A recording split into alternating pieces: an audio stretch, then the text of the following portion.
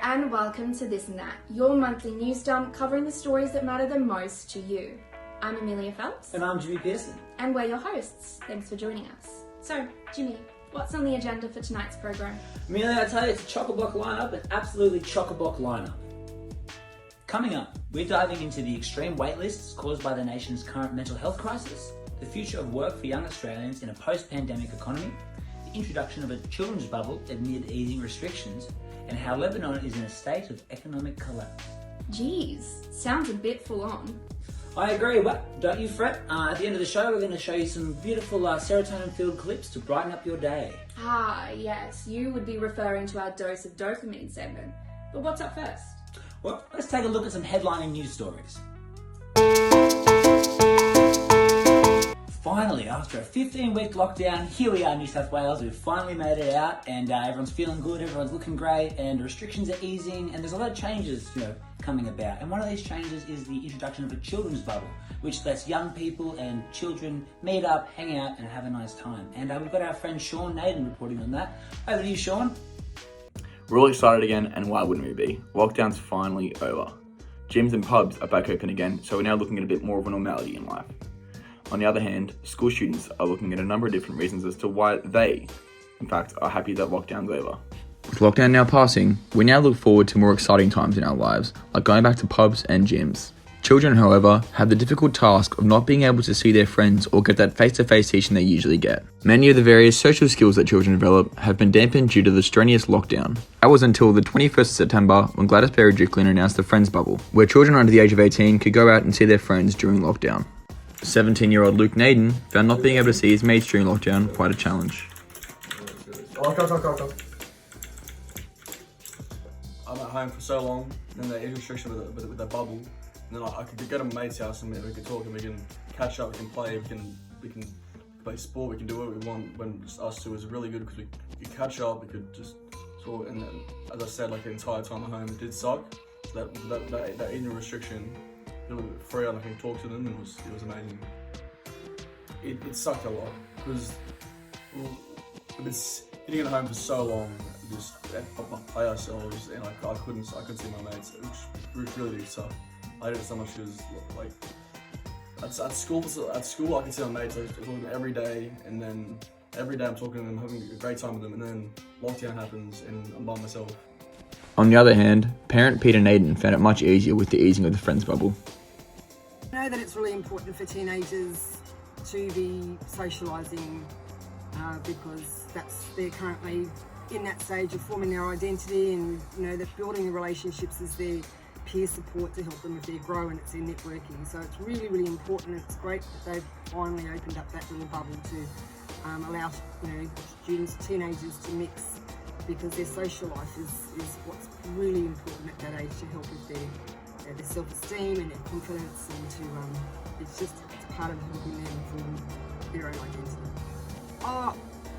A huge impact it would have definitely made, as I said, because socialising and networking and friendships and all this bonding is really, really important to the formation of teenagers and their identity at that stage.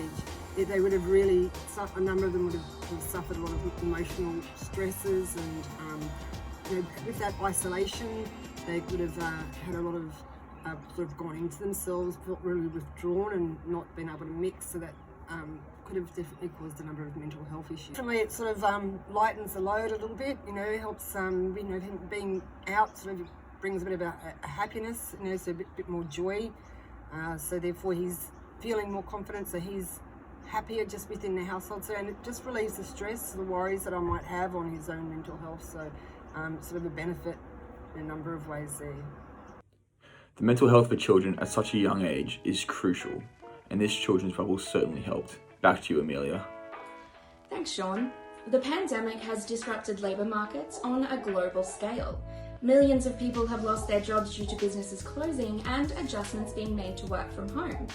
But some people haven't stopped working, and that's our teenagers who are on the front line. Caitlin's got more. The economic fallout and long-term financial loss of COVID-19 is great. However, Australia's economic prospects have overshadowed the young essential workers who have remained at the forefront of fast food and supermarket services. The nature of work has fundamentally changed, and the pace, particularly post-COVID, is only accelerating. We live in a world where career progression is no longer linear. With profound and irreversible changes on the horizon, it is not untrue that we are facing major reform. A digitisation of workplaces, the expansion of remote and flexible work options, the emergence of a platform economy and online education are just a few adjustments. But the change that should be occurring isn't. A lack of minimum working age in New South Wales, combined with the government's vaccination rollout, has led to a policy blind spot. Associate Dean International at the University of Wollongong, Dr. Kate Bowles, said the nature of teenage work isn't well understood, and there is a need to protect teenage workers as workers and not just as people who go to school. I think we have to look at this as something that happened in 3 stages.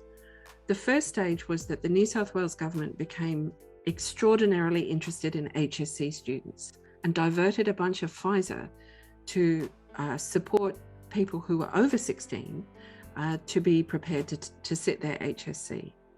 The second phase of attention was to apprentices who were over 16, so particularly in trades, and completely neglected the under 16, so those critical 14 to 16-year-olds who were frontline workers who had not lost their jobs, who had not gone home, who were still there in the supermarket and the fast food checkout, completely unprotected.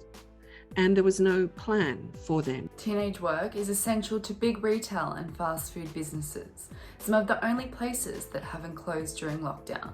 And these were the workplaces that didn't close, the jobs that weren't lost, in environments that were very hard to make safe for unvaccinated workers. Employers are able to keep labour costs down and hire teenagers who are used to being told what to do. They also have a lack of awareness surrounding union membership, with only 6% of people aged 15 to 24 part of a union. Younger workers aren't some kind of accident in the labour market. They're a business model. It seems to me that there's a large part of the normal Australian journey in work that begins with what we could call child labour.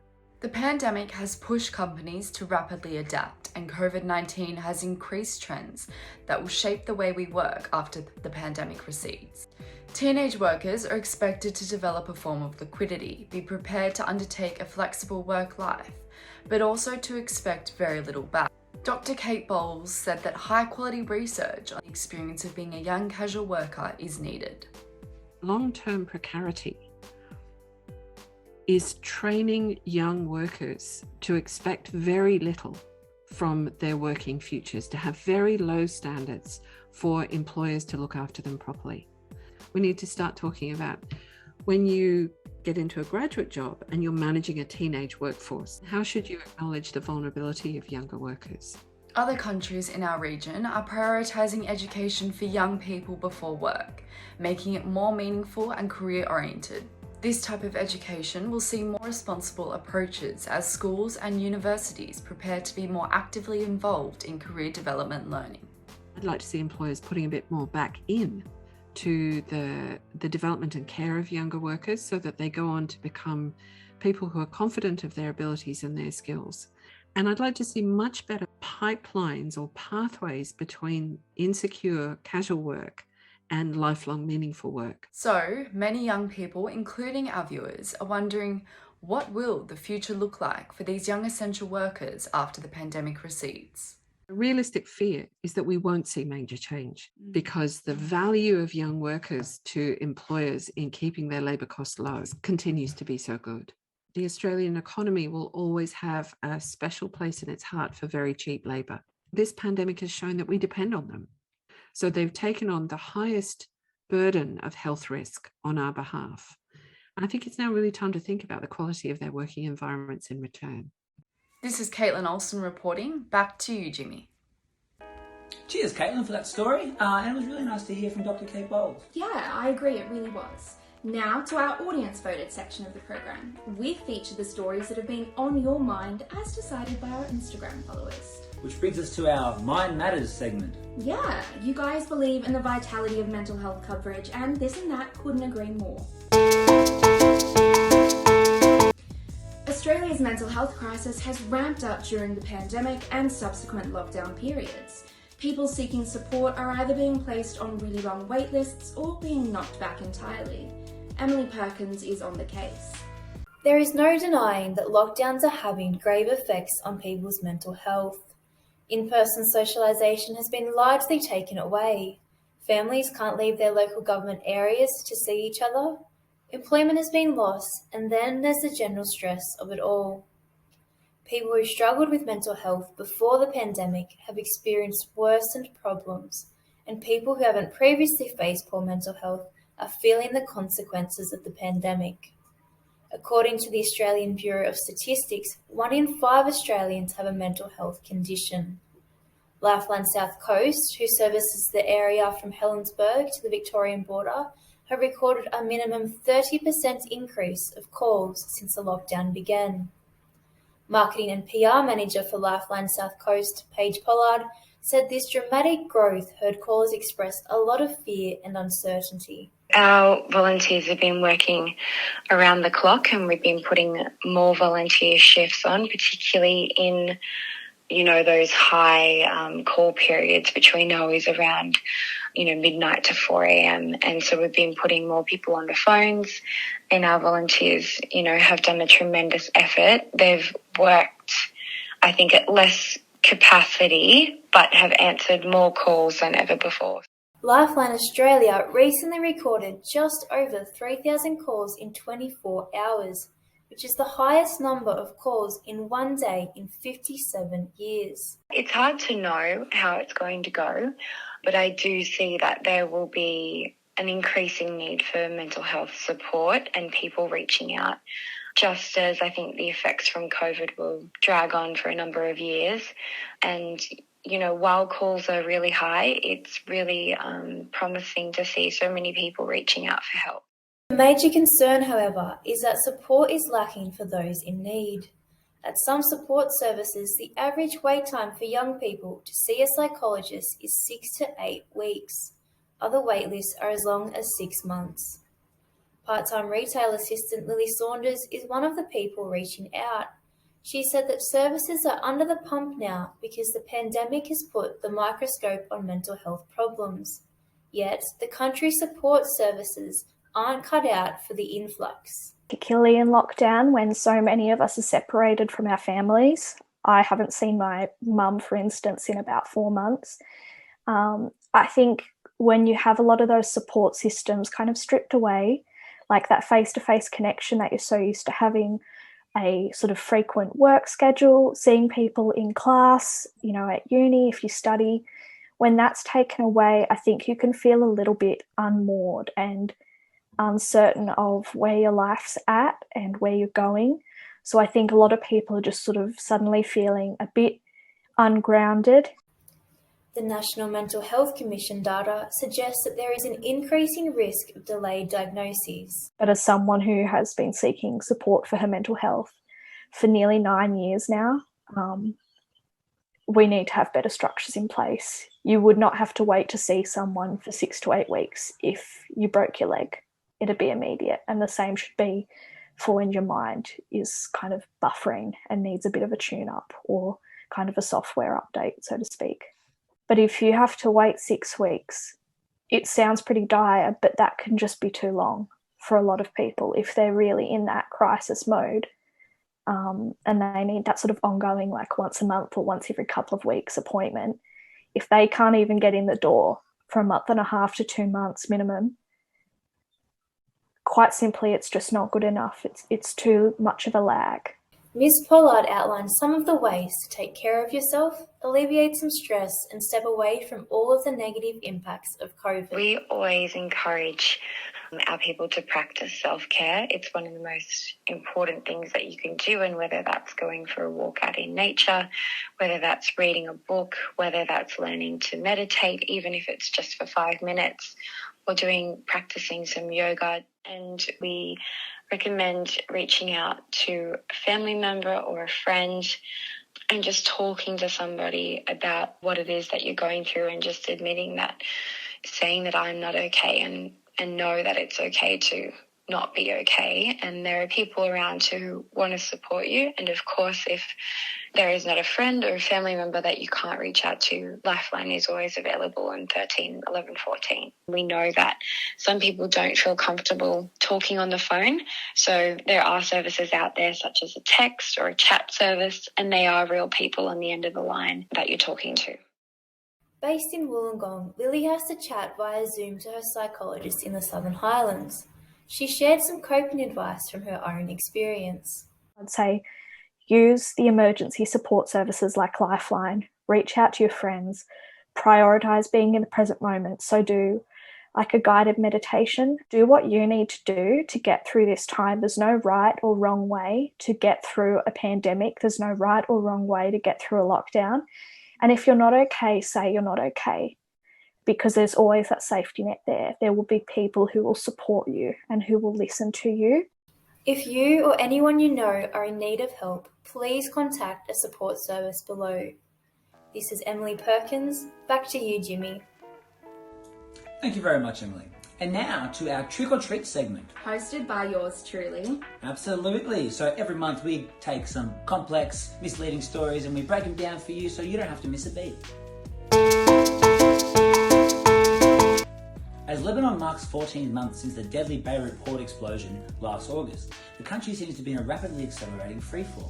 The Lebanese pound continues to plummet in value, hitting all-time lows, and with the cost of everything just skyrocketing. Amelia, have Lebanon reached the point of economic collapse, and how serious is the situation? Well, why don't I answer that question? You grab a cup of tea. No worries, I'll be back.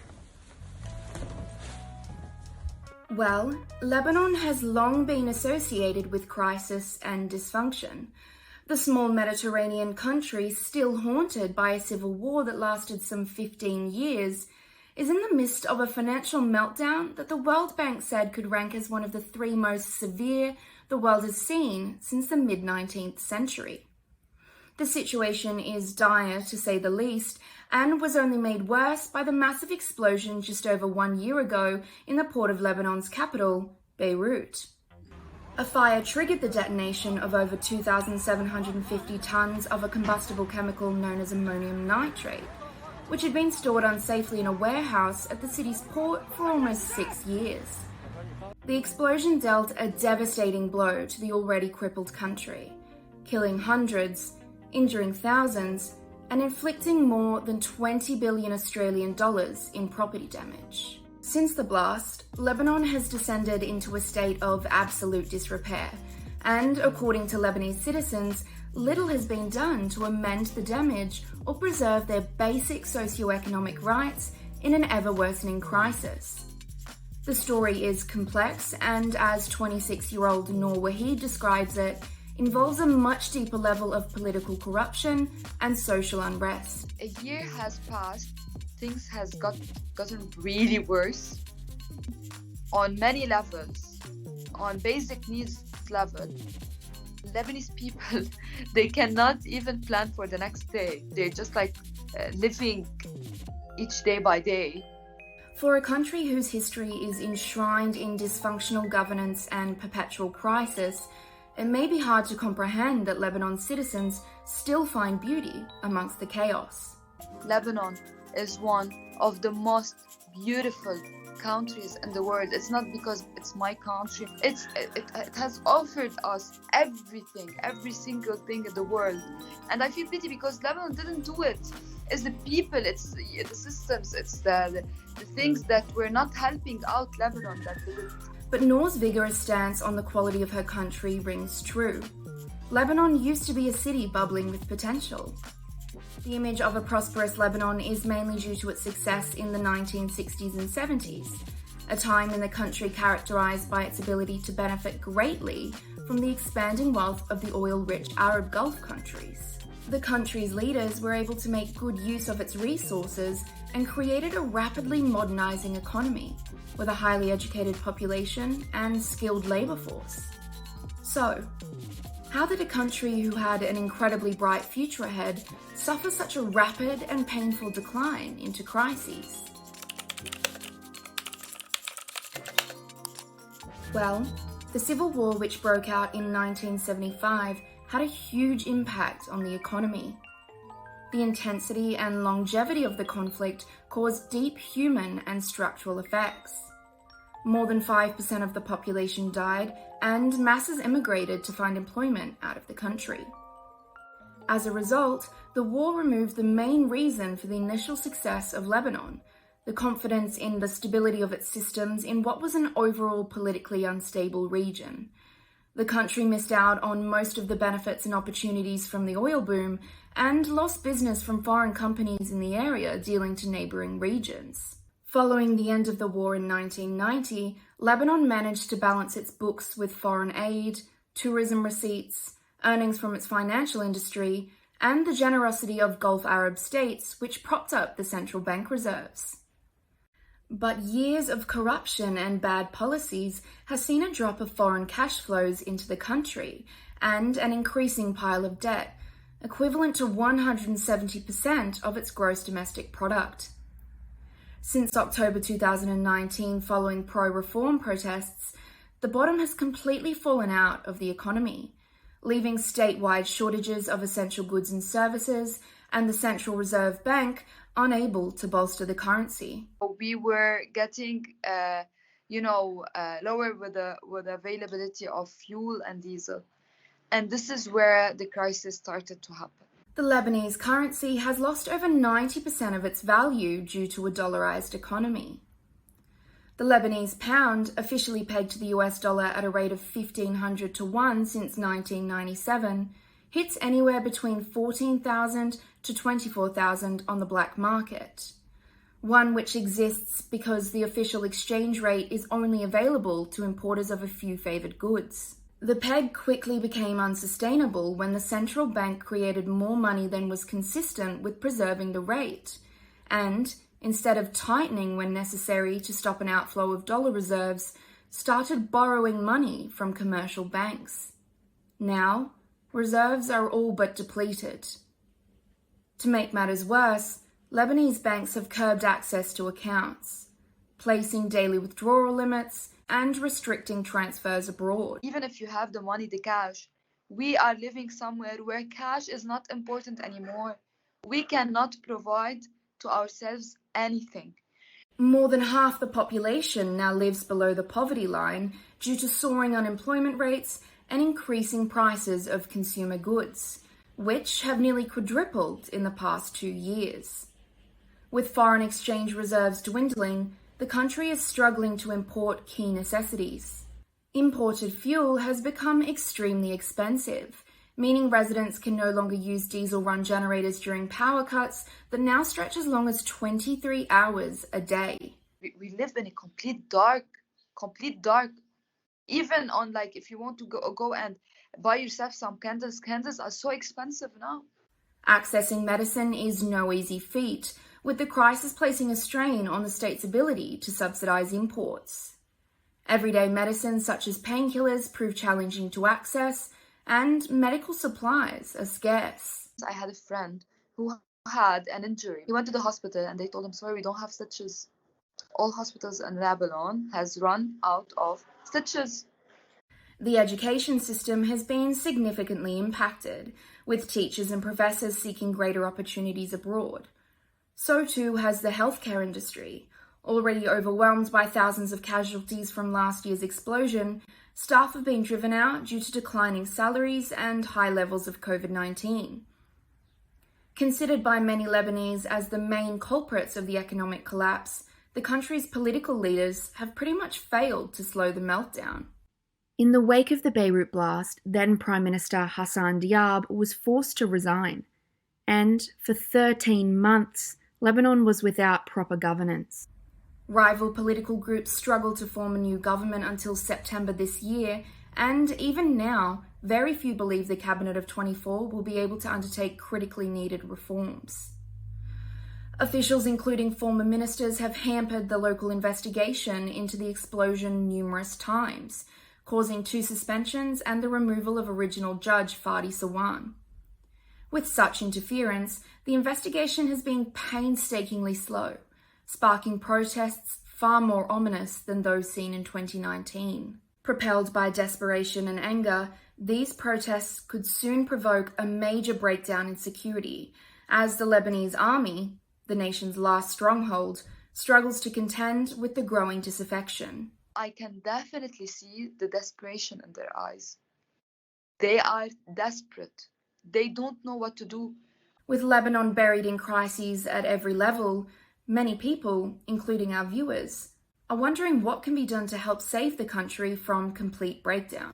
Well, Noor has a few suggestions. That offering aids for the most vulnerable families in the country, even not in terms of money, maybe aids in terms of food, medication. Medication is very important now, but as a longer term, a new system or a new reform system needs to be integrated in the new educational systems in Lebanon.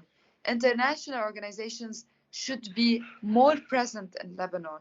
If we reach to this point in life, while we have a phone that can go with a slow motion and video, and you can get a high resolution of I don't know how many pixels, and you can get to the moon, I'm not sure why this is not possible. I see you got yourself a cup of tea, Jimmy. I did. It's very delicious. But you didn't get me one? I did so. Thank you. There you go. Cheers. Cheers. To our Dress and Dopamine section. Which is coming up next. Here at This and That, we like to finish the program on a more lighthearted note with some fun audience submissions to put a smile on your dial. Take a look. Hey guys, I saw your post about positive community gestures. My name's Anna, I work in a COVID tent. I thought I'd just share a little story about the kind things the community's done for us. We had a really lovely lady that works at Body Shop come in the other day. She brought us some coffee, some hand cream, because she knows how dry our hands always get, and some chocolate. We even have people just saying the kindest things that really mean the most to us. Hello, I'm Harry. I work at a local bar in town called La La La's, and it's so great to be back after lockdown, especially not being able to see everyone and all their smiling faces. But one good thing that we were able to do in regards to community engagement and checking in to make sure that we were still there was this alcohol delivery system, in which I was still able to drive around COVID safe and contact free and drop off booze to everyone and just to check in with them, and that was really nice, and I'm glad to get back out there and now being able to see all those kind customers and loyal friends and family come back through, and it's great. It really brought a smile to us, and to see that we still have those loyal customers and still being able to engage within the community during those dark times of isolation and loneliness. So all the best, and hope to see you can come in for a beer sometime. Bye-bye. Well, that's everything from us this month. Be sure to have your say on what news we'll cover in November's episode by keeping up to date with our socials. I've been Jimmy Pearson. And I'm Amelia Phelps. Take it easy. Take it easy.